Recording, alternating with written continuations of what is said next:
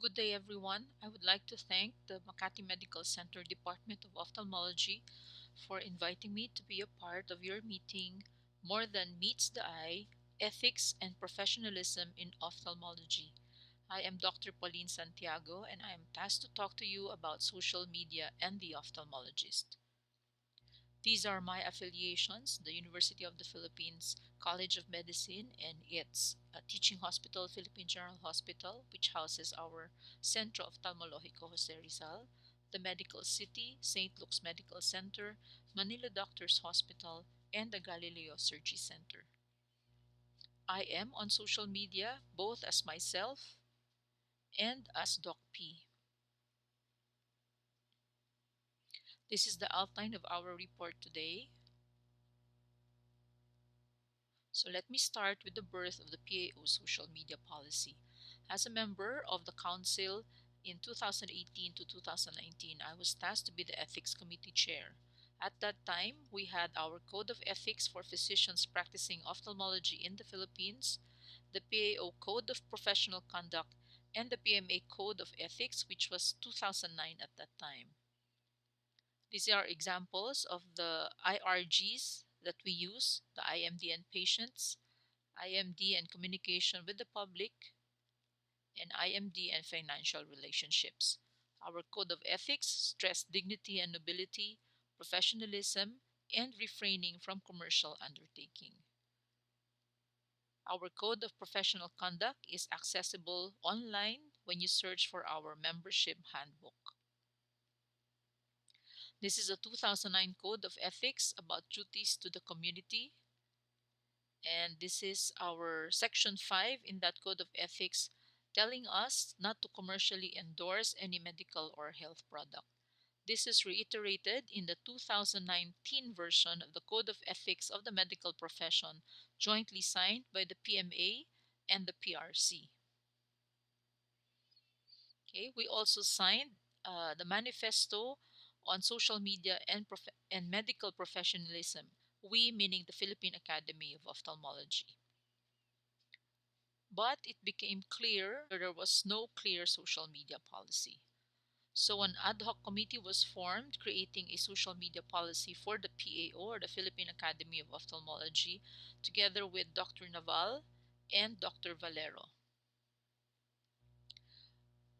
The composition of the task force that created our social media policy consisted of 16 PAO members and 10 non-PAO members. The PAO members were neither council nor ethics committee members. They were nominated by the subspecialty societies, training institutions, and chapter societies. So we ended up with 7 consultants of the training institution, 5 residents in training, and 4 representatives of the chapter societies. Our non-PAO members consisted of 4 non-ophthalmological doctors, an MD-JD, a PhD IT professor, an MD PhD medical student who is now graduated, a priest, ethicist, and ex-medical student, an ICT director and ex-medical student, and a marketing IT professional. These are the members of the PAO that were tasked to be a part of our task force creating a social media policy for PAO. This is the list of our non-IMDs. So how should we behave in social media? It is pretty much summarized in the members handbook as a PAO policy on social media. You can download this, but we will also go through most of this one by one. So this was divided on practice, affiliation, and research, grievance and complaints, connecting with patients, posting and commenting, and the tagging of doctors. So on posting about practice, affiliation, and research, you can make your practice known, but it should only include your name, field of specialty, office hours, and hospital affiliations. The PMA code, however, allows us that for internet websites, recognizing the right of a patient to know the capabilities and qualifications of his doctor, special certificates or diplomas, postgraduate training, and former connections with hospitals or clinics may be posted. If you belong to an institution that will advertise services, exercise self-audit and prudence before reposting.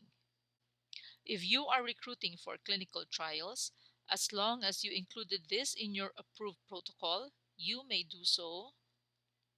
And if you appear in ads of your centers, review it so that it does not violate already existing code of ethics of both the PMA and the PAO.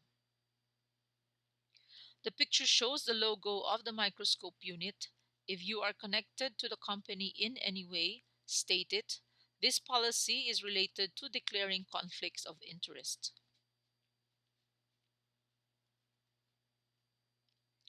On posting and commenting online, when something irks you, do not engage online. You are, of course, free to send private messages.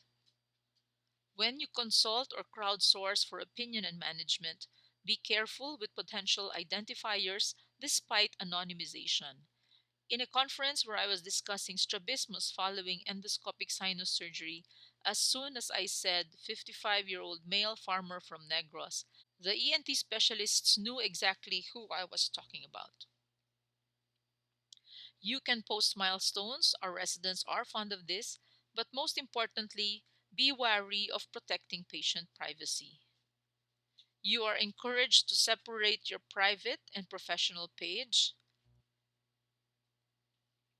and be careful what you endorse, especially eye-related products such as contact lenses, IOLs, eyeglasses, and eye drops. You can post educational videos, but not engage in self-advertisement, self-promotion, and self-aggrandizement. This is a video I made on orthokeratology recently, and it's posted on YouTube. If you have conflicts of interest, declare it. I am a paid consultant by ABCD company, for example, or I am the recipient of a grant by XYZ company. You are allowed to report media content, but just as in educational videos, be careful with self-advertisement, promotion, and aggrandizement.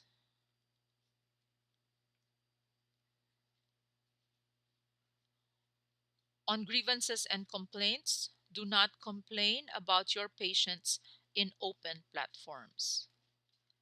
Do not complain about your institutions and government agencies online, no matter how aggrieved you feel. As a physician, you are expected to know the right channels. As for connecting with patients and tagging of doctors or your tagging, it is your choice. But be careful what you wish for.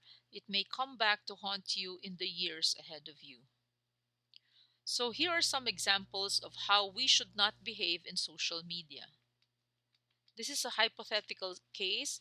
Let us say I post online and say I had my flax procedure done and can see better than I ever did at the Doc PI Center.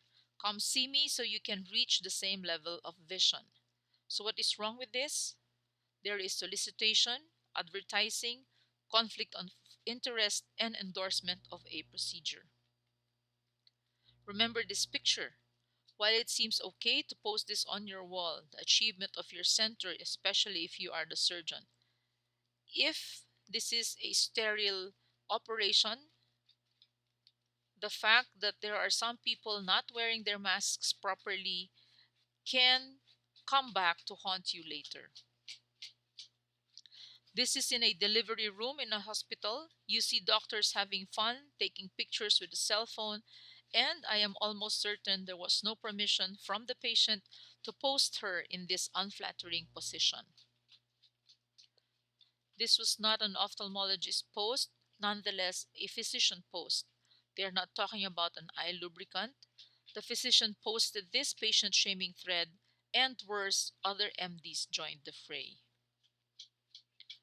If indeed a physician, do not get caught in a video like this where the patient was called names, foul language was used, and you bragged about the number of years you had to study to have an MD degree. Some of us sometimes get too irked by Dr. Google when patients come in with some knowledge from Google University. Exercise restraint. Be careful when reposting. If you share the post, the original source will be shown. But if you cut and paste, like the one on your right, the identity of the original source disappears. In this case, it will look like I posted the content when in fact I lifted this from iCare. The source should be acknowledged in the post. When you share, do some fact checking or don't share at all. Steven Spielberg is not dead. But we should use social media for its reach. We can use it to educate, promote advocacies, network with other professionals, and even subtly market yourself and your practice. You can use it to refer patients or consult about patients. We use it to connect with other physicians or colleagues and expand your circle to other individuals. Some of us found friends and even partners in life. A physician only social network, or CERMO, did a survey where real practicing doctors were asked about their feelings regarding social media. The top reasons why physicians network with fellow physicians in social media is really to talk about patients or casually talk about life and get advice on their practice. Here is an example of a site that educates. Dr. Lads is an MD PhD student when he started this. He is now an obstetrician professor. He shares infographics about diseases, some borrowed, some his own material. When we consult about patients in open media, be wary of the sensitive health information being shared. When it is out there, it can be found. It is public regardless of your settings. And with due diligence, there is someone out there who can identify this patient. This is Dr. Mike. He rose to prominence with 4.3 million followers by posting daily about his lifestyle. This is a physician who posts videos about cancer. In our own ophthalmology circle, Dr. Glaucom Flecken has posted about varied topics, not just ophthalmology.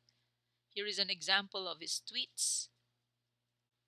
There is Dr. Leslie, who posts about daily doctor facts, health education about anatomy, healthcare news and advice, and responds to users about patient doctor communication, healthcare trends, and news.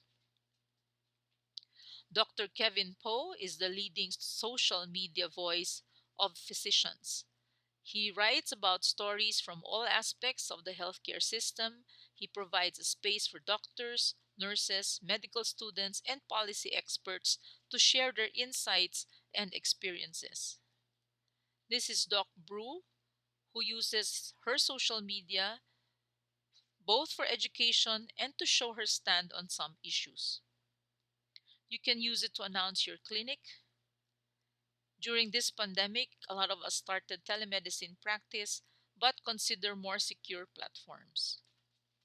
You can use it for professional linkages. This is the page of Dr. David Hunter on LinkedIn. Our own PAO social media presence is used to connect with patients on Facebook. These are examples of some of our posts. Even PISPOS uses social media. An example of a very popular post is our post on blue light in lenses. This has been translated in Chinese, Malay. We translated it to other dialects. This is the POW using this for IMD networking and announcements. This is an example of our posts. This is the Fun POW Doctors page, although our cover page is boring, but here are examples of the post in that page. In summary, we all need to create a digital footprint. If a patient Googles you, what will they find? Too much of a footprint bothers patients, but zero footprint is also glaring. Regardless of your privacy settings, remember always that social media is a free for all public space. And finally, let us conduct ourselves in a manner befitting a Filipino IMD, not just in face to face encounters, but perhaps even more importantly, on social media.